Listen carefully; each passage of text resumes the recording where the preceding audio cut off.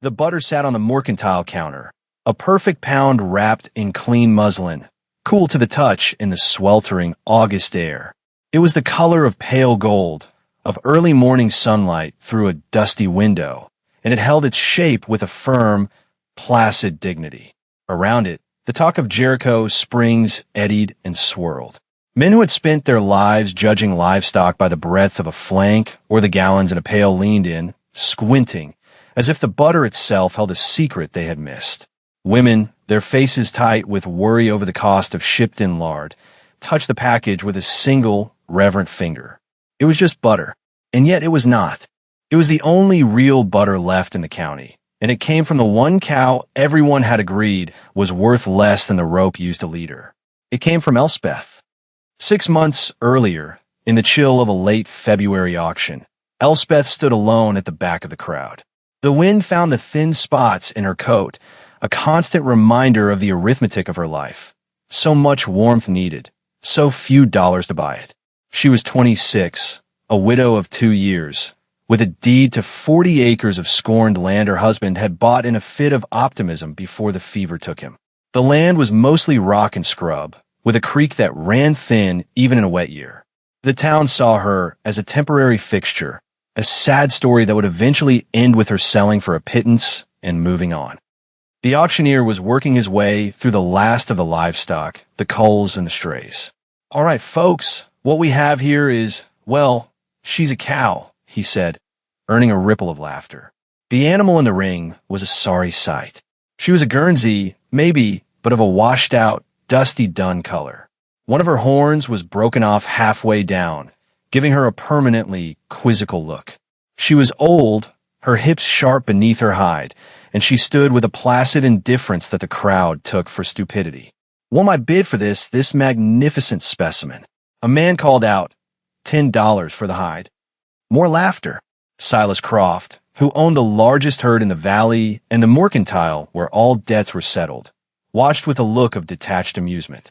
He bought and sold cattle by the dozen, sleek Herefords and heavy-chested Holsteins whose value was measured in clear, unambiguous gallons. This creature was an anomaly, a joke. "I hear 10. Do I hear 15? The auctioneer scanned the crowd. No one moved. The cow blinked her long, dark lashes unconcerned. Elspeth felt a strange pull. She had watched the other animals, the nervous, kicking calves, and the bellowing steers. This one was quiet. She looked at the rocky pasture in her mind's eye, a place no prime animal could tolerate. She saw this cow standing there, perfectly at home. $20, Elspeth said. Her voice was clear but not loud, yet cut through the murmuring. Every head turned. Silas Croft's gaze fell on her, his amusement shifting to something like pity. A woman alone, buying a worthless animal. It was a confirmation of everything they assumed. 20 from a lady in the back. Do I hear 25? Another farmer, emboldened, yelled 30. He was goaded by his friends, a joke bid. Elspeth did her arithmetic. She had $52 to her name, meant to last until spring planting. It was a fool's bet, but her husband had always said the overlooked thing is where you find your start. 40, she said, her voice steady. A hush fell. The joke was over. $40 was real money for an animal destined for the rendering plant. The other bidder shook his head, grinning, and backed down. The auctioneer, surprised, slammed his gavel. Sold, to the lady with more nerve than sense. As Elspeth led the one-horned cow away with a cheap rope halter, she could feel the town's judgment following her like a shadow. Silas Croft tipped his hat as she passed. A brave purchase, ma'am, he said, his voice smooth with condescension. If you find you can't manage, you know where to find me. I'd hate to see you struggle. She just nodded, her jaw set, and kept walking the long, dusty road back to the land no one else wanted, with the cow no one else would have. The cow, whom Elspeth decided to call June, settled into the small, sturdy barn as if she had been born there. The 40 acres were just as the town described them, poor. The soil was thin, the grass sparse. But Elspeth walked it every day, not with a farmer's eye for yield, but with an observer's patience. She saw what others had dismissed. The ground was not barren. It was covered in a thick mat of plants the big ranchers called weeds. Deep-rooted chicory with its tough stem and pale blue flower, broadleaf plantain, and patches of a stubborn, sweet-smelling clover that thrived in the rocky soil. Her nearest neighbor was Mrs. Gorski, a woman who had come from the old country with hands like gnarled roots and eyes that had seen more than Jericho Springs could imagine. She appeared at Elspeth's fence line one morning, a small, stooped figure in a black shawl. She didn't offer pity or advice. She just watched June grazing. The cow moved slowly, selectively, ignoring the thin grasses and instead tearing up mouthfuls of the tougher plants. "She is a wise one," Mrs. Gorski said, her voice thick with an accent that smoothed the edges off her words. "She eats the deep medicine, not the quick sugar grass that burns away." Elspeth, who had been fighting a knot of despair in her stomach, felt it loosen. "The town thinks I'm a fool." Mrs. Gorski pointed a crooked finger at the cow. "The town thinks in herds. They want every animal to be the same, to eat the same, to give the same. But the land is not the same everywhere. Some things, they're not for shouting. They are for listening. This one," she nodded at June, "she listens to the ground. You listen to her." It became Elspeth's guiding principle. She did not try to force the land to be something it wasn't. She didn't plow the thin soil for corn that would fail. She spent her days clearing the larger rocks from the small pasture, giving the deep-rooted herbs more room to spread.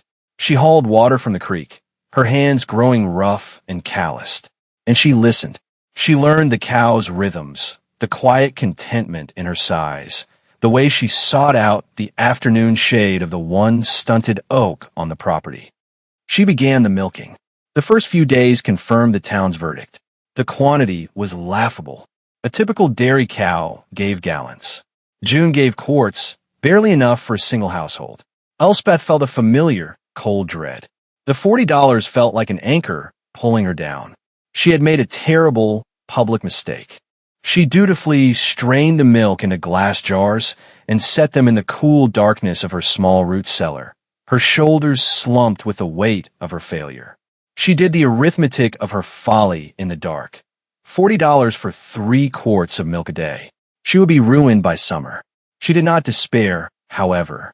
She adjusted. She would have milk for herself at least. That was something. She would find another way. The next morning, she went to the cellar to fetch milk for her coffee. She held the lamp up to the jars and stopped. She had seen cream lines her whole life, a pale band at the top of the milk. But this was different. The cream line on June's milk was a thick, opaque layer of the palest yellow, taking up nearly half the jar. It was dense, heavy, clinging to the glass when she tilted it. It was unlike any cream she had ever seen. This was the secret. The cow didn't make much milk, but what she made was impossibly rich. It was a quiet economy, hidden from the world of gallons and ledgers. Elspeth felt a flicker of something she hadn't felt in years, a fierce, protective joy. She kept it to herself, banking the knowledge like a coal under ash, letting it glow in the dark while the world outside remained cold. She found her mother's old butter churn in the barn, a wooden dasher model, scrubbed clean and smelling of cedar. She skimmed the thick cream into it. The work was methodical, rhythmic. The slosh of the cream, the thump of the dasher. It was a sound that connected her to generations of women who had performed this same alchemy. Slowly, the sound changed. The sloshing thickened, grew heavy. She felt the moment the butter came, the sudden separation of fat from liquid. She lifted the lid. Floating in the thin, cloudy buttermilk were clumps of glorious, pale gold butter. She worked it with wooden paddles, pressing out the last of the buttermilk, washing it in cold water from the creek until the water ran clear. She added a pinch of salt. The finished product was firm and sweet-smelling. It was more than just butter. It was a concentration of a place, of the deep-rooted herbs and the stubborn land and the quiet, one-horned cow. She did the arithmetic again, but this time it was the arithmetic of hope. The small amount of milk had yielded a shocking quantity of butter. 1 quart of June's milk produced what a gallon of ordinary milk might. Suddenly, her $40 risk didn't seem so foolish. Her path forward was not in selling milk by the pail, but butter by the pound. She wrapped a small block in wax paper and sat at her small kitchen table. She spread a thick layer on a piece of stale bread. The flavor was astonishing, nutty, complex, with a hint of something wild and sweet, like wildflowers.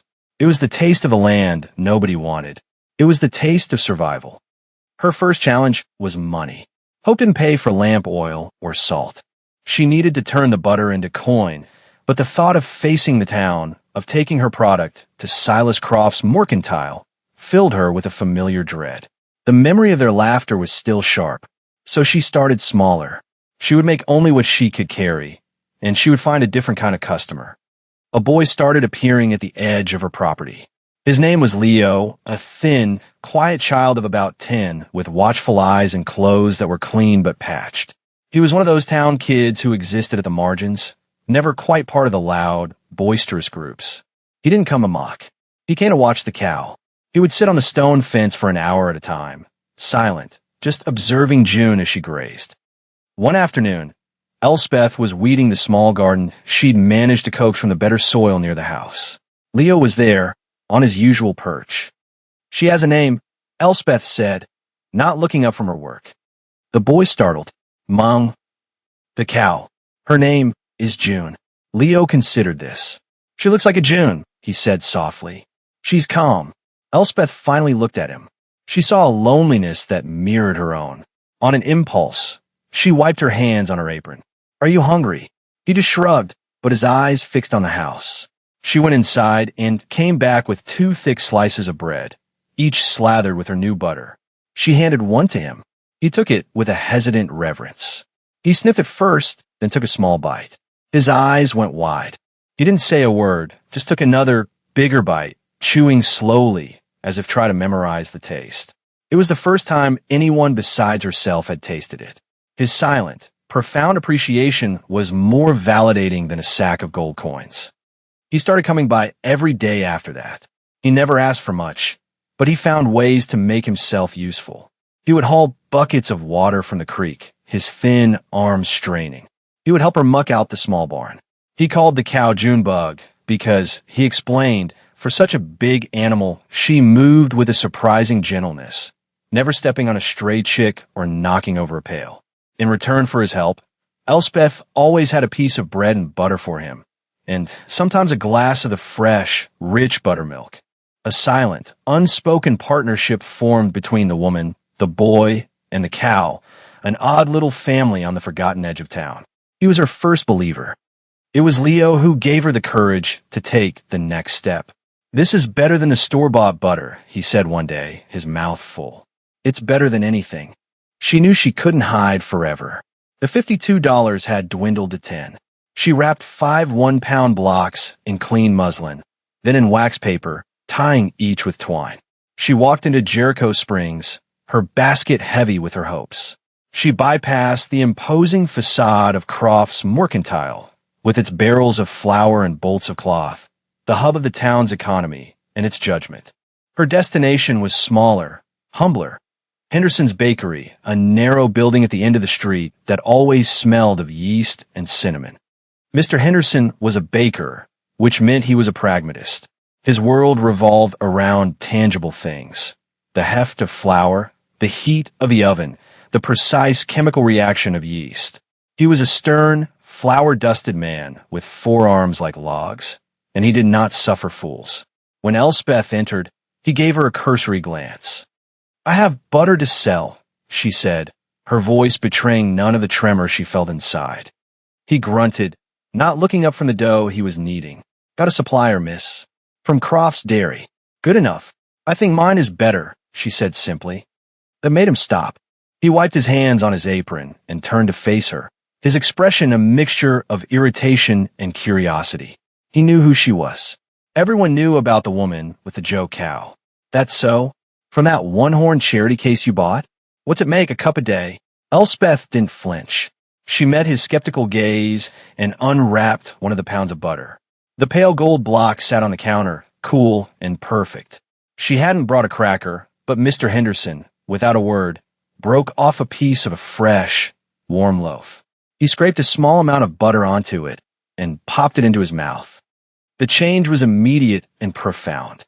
It was not a dramatic gasp, but something quieter, more significant. The hard, cynical lines of his face softened. He closed his eyes for a moment, chewing slowly, his entire being focused on the sensation on his tongue. He was a man who understood ingredients, and in that bite he tasted not just fat and salt, but a quality he hadn't experienced in years. He tasted the difference between commerce and craft. He opened his eyes and looked at the butter, then at her. He saw her not as the town's fool, but as a producer of something extraordinary. "How much?" he asked, his voice rough but stripped of its earlier scorn. 50 cents a pound, she said. It was a high price, a risk. He didn't haggle. "I'll take all 5, and I'll take 5 more on Saturday. Keep this quality up, and I'll buy every pound you can make." Elspeth walked out of the bakery and into the sunlight, her basket empty and her pocket holding $2.50. It felt heavier than any money she had ever earned. It was not just coin, it was proof. Being right was its own kind of reply. The arrangement with Mr. Henderson gave Elspeth a foundation. The steady income was small, but it was enough. It bought flour and salt, a new pair of boots for Leo, and seed for her garden.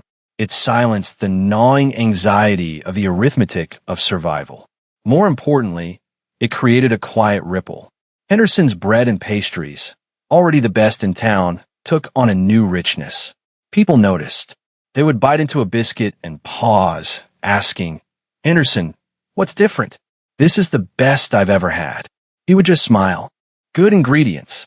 The secret of Elspeth's butter began to spread, not as a shout, but as a whisper. It became a thing of value, first among a few, then a wider circle.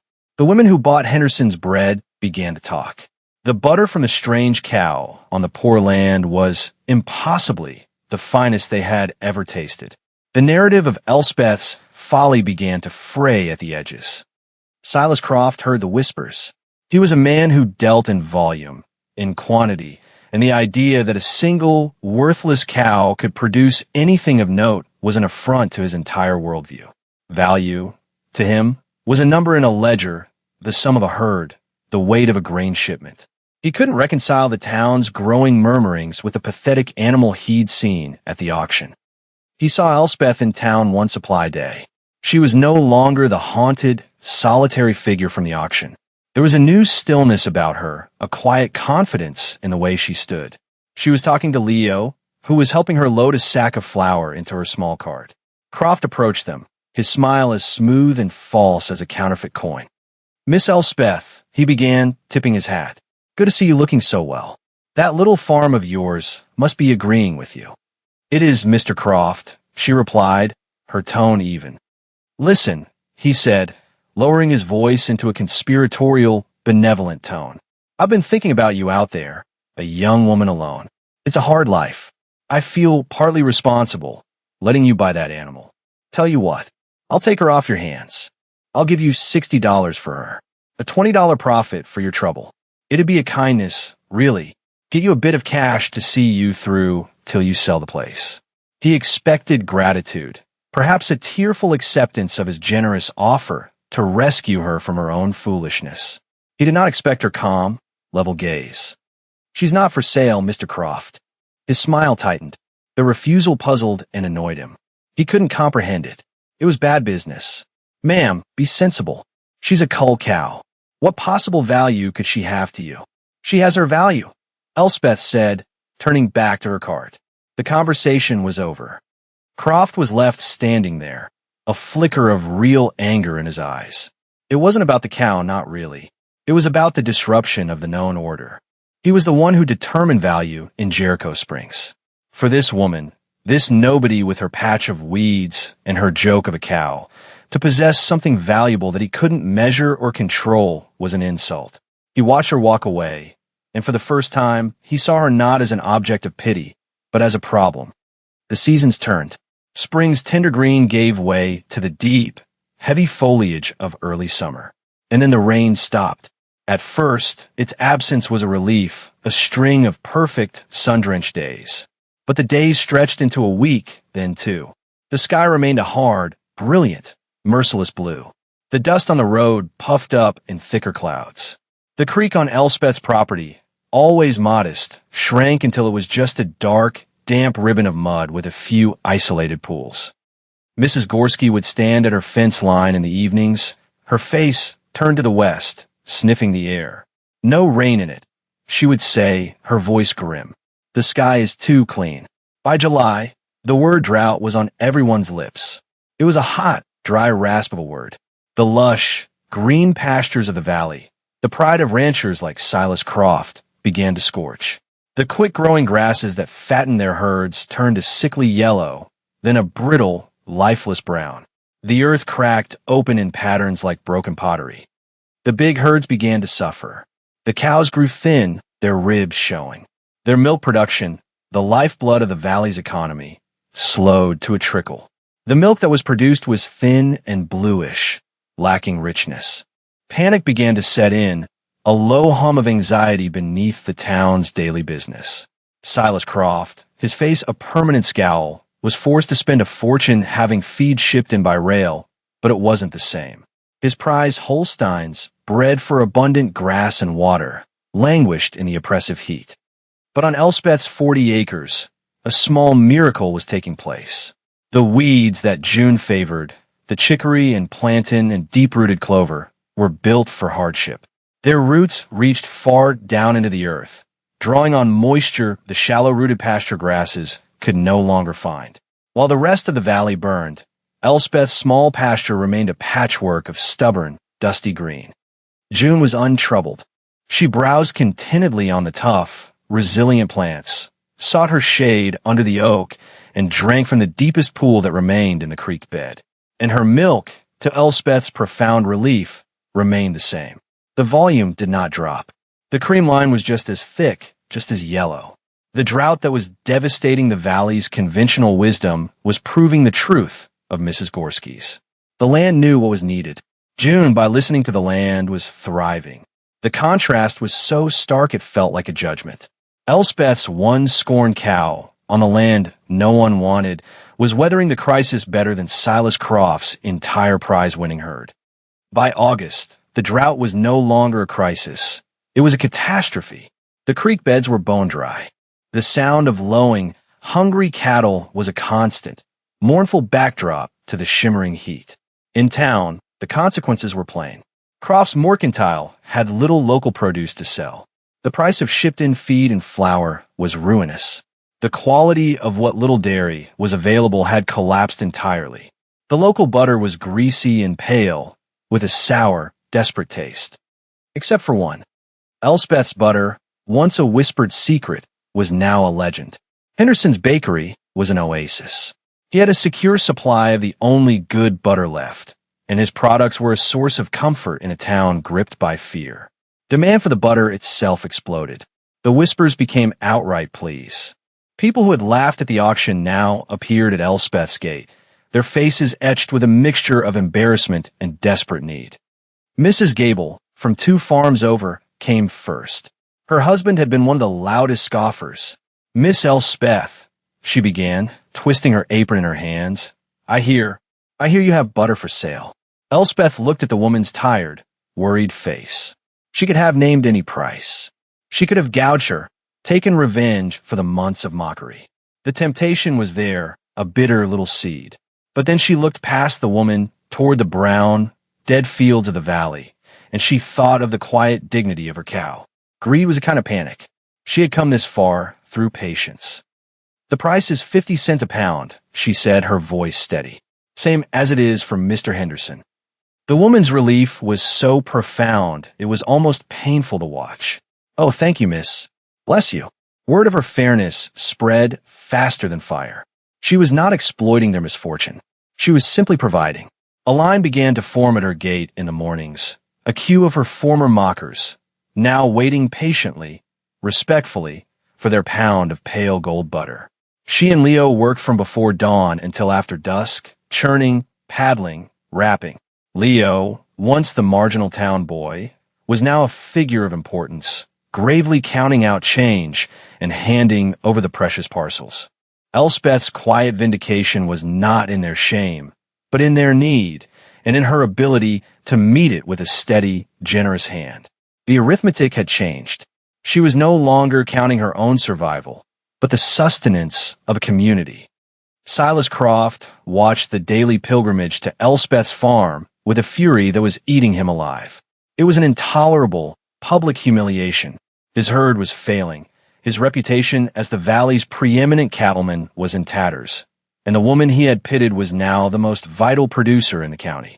His entire sense of order had been overturned by a single, one-horned cow and a stubborn woman. He decided to crush her. He rode out to her farm one afternoon, his face a mask of cold rage. He found her by the barn, washing the churn. Leo stood nearby, a silent, protective shadow. "This has gone on long enough," Croft said, dismounting. His voice was hard, stripped of all its previous false warmth. "You're creating a public nuisance. People lining up on the road. And that pasture of yours, it's a disgrace. Full of noxious weeds. I have half a mind to report you to the county council." Elspeth slowly dried her hands on her apron. "My weeds seem to be feeding the town just fine, Mr. Croft. Don't be clever with me," he snarled. "I'm making you a final offer. I'll buy this whole pathetic scrap of land, cow and all. $500. That's more than it'll ever be worth. You take the money and you leave Jericho Springs. It's for the best. Someone alone could never manage a real business. I'm managing," she said. "And I'm not alone." She glanced at Leo, who stood a little taller. Croft laughed, a harsh, ugly sound.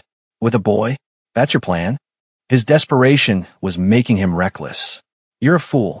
You probably don't even know how much butter you're making. I bet you can't even keep count." He paused, a sly look entering his eyes. "How did you manage to put aside those 30 pounds for the shipment to the city?" A dead silence fell. Elspeth's face remained perfectly still, but her eyes sharpened. Leo looked from Croft to Elspeth, confused. A shipment to the city? They had never made a shipment to the city. They could barely keep up with the town's demand. It was a slip, born of pure, greedy assumption. Croft, unable to imagine success on such a small scale, had invented a narrative of a larger operation, a secret hoard he could seize. In his mind, she had to be cheating somehow, producing more than was possible, hiding her profits. "What 30 pounds? Elspeth asked, her voice dangerously quiet. Croft realized his mistake. He saw it in her eyes. He had revealed his hand, the depth of his envy and his utter disconnect from the reality of her small, honest enterprise. He had been so consumed with the idea of her hidden wealth that he'd invented it himself. Just then, another figure appeared, walking slowly up the dusty track from the road. It was Mr. Gable, the proud farmer whose wife had been her first desperate customer. He held his hat in his hands, his face a study in humiliation and need. His own prize cows were dry. His children were hungry. He stopped before Elspeth, unable to meet her eyes. "Miss Elspeth," he stammered, his voice thick with shame. I need to ask.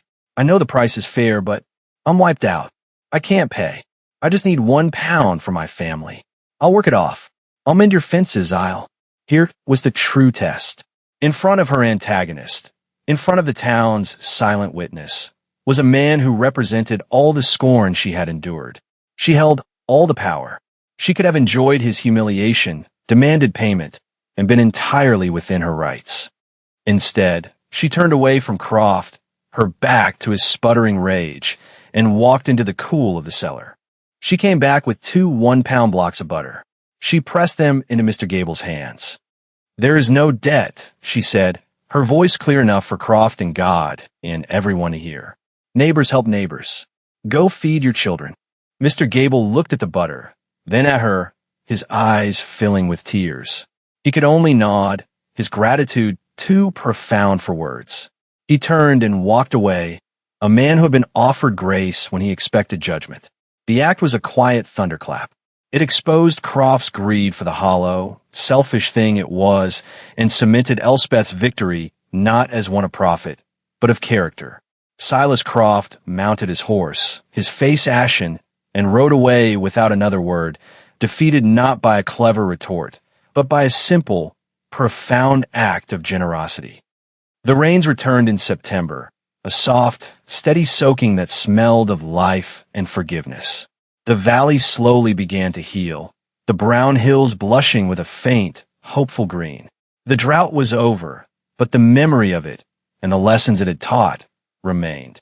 Jericho Springs was a changed town. Elspeth's farm was no longer the town joke. It was a landmark.